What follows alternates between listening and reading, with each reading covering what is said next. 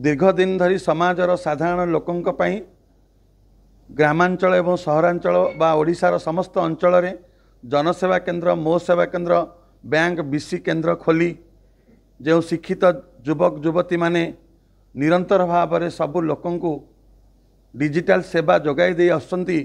आज सरकार एक जनविरोधी निष्पत्तिर शिकार होई से अभावी मनीषर तंटी खुर देला भली राशन कार्ड काटिबार प्रसंग आसीची। तारी प्रतिवाद रे आजिर सांबादिक सम्मिलन कहले कहूची यही न्याय रे मु कहबाक उचित भावु नथिली, किंतु आपनक प्रश्नर उत्तर देवाको निश्चित उचित भावुची। जो बाबू मंत्री अछंती से मान्यवर मंत्री एबे जहाँ कहउछंती काली की सही कथा केते रहउची न रहउची सबू ओडिशार लोक जानिगलेनी। आमे निरंतर भाव में यही राशन कार्डर दृढ़ प्रतिवादी जो निष्पत्तिर दृढ़ प्रतिवाद करी गत फेब्रुआरी 18 तारिख ओडिशार 23 जिलार जिलापाल को एवं अगणित बीडीओ को एमआई को आमर साथी माने जाई आमर स्मारक पत्र प्रदान करी 7 दिन गोटे महल तो देइथिले, जार समय सीमा 25 तारिख रे सरिला। मझिरे जागर पड़ू आमे यही सांबादिक सम्मेलन एवं आज आमे निष्पत्ति नेलु ओडिशार सब विधायक माननकु आमर यही स्मारक पत्र देला परे राज्यस्तरीय सांबादिक सम्मेलन माध्यम सरकार को यही वार्ता देवाई चाहूँ। आम तरफ आमे सबु प्रकार समाजर सबु वर्गर लोकों पई केवल डिजिटल सेवा जोगौनु विभिन्न समाज मंगलकारी कार्यक्रम करुचु।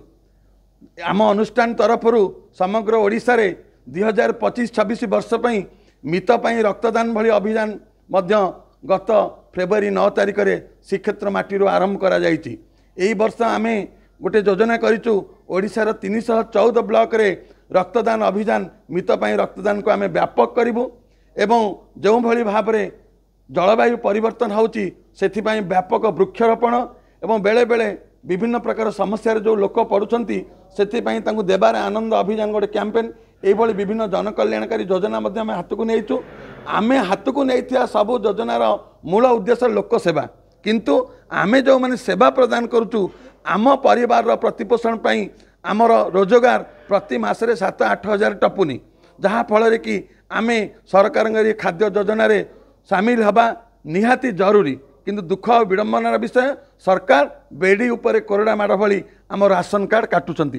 तार प्रतिवाद रे आमर गोटे कथा यही जनविरोधी निष्पत्तिर पुनर्विचार करी आम हितरे निष्पत्ति नियंतु सरकार, नहले आगामी दिन में आम अहिंसात्मक भाव में जेकोसी प्रकार आंदोलन को जाईपारू। बड़ दुखर विषय आमे दीर्घ 2 मास धरी यही जो कार्यक्रम भिएली मानकर राशन कार्ड कटा हवा अभियान रे मंत्री तथा मुख्यमंत्री एवं सबु स्तर रे विधायक मानन को भेटी आमर विवरणी मध्य दे सारिचु जे ग्रामांचल सहरांचल रे काम करुथुबा भिएली बंधु मानकर राशन कार्ड कटा न जाऊ। कहीं सरकार एपटे कहउचंती भिएली बंधु माने इनकम टैक्स फाइल करंतु। जेतेबेले इनकम टैक्स फाइल करागला सेतेबेले कहले जो माने आईटी रिटर्न देले तांकर राशन कार्ड कटा जीवो। तेणु मो कहवा कथा जदि सरकार करुच्ची 12 लाख पर्यंत इनकम टैक्स छाड़ रहिबो तेबे ये भिएली भाईर 1.5 लाख टंका जेहेतु से ग्रामांचल रे सेवा दौरान विभिन्न लोक टंका भी ट्रांजैक्शन करा जाउची डीजीपे माध्यम रे कहतु बैंक बीसी माध्यम रे कहतु विभिन्न लोकंकर ट्रांजैक्शन हैला फल रे आईटी मध्य रिटर्न पाई बाध्य होउचंती। जेहेतु आईटी कटिची तेणु रिटर्नटा फाइल कले से पैसाटी फेरी पाइबे। सेथिपाई सरकार पुणी ए निष्पत्ति कले जो माने इनकम टैक्स फाइल कले तांकर राशन कार्ड कटा जीवो। तेणु आमे सरकार को चेतई दबा कथा जे राशन कार्ड जो काटिबार चिंताधारा सरकार आनिचंती यार पुनर्विचार करी जो मानकर राशन कार्ड थिला ताको कटा न जाऊ। एठाकर जो आलोच्य विषयटी होउची राशन कार्ड कटुची। राशन कटिबार कारण कौन? आमे माने सकाळु राति पर्यंत परिश्रम करूचु अन्य मानक सुविधा जोगाउचु, किंतु देखला बेलू आम निजर कार्ड कटिबा पिंका जाउची। तेणु आमे समस्त सुविधा करूचु आमे किंतु असुविधार पड़ाक जाउचु।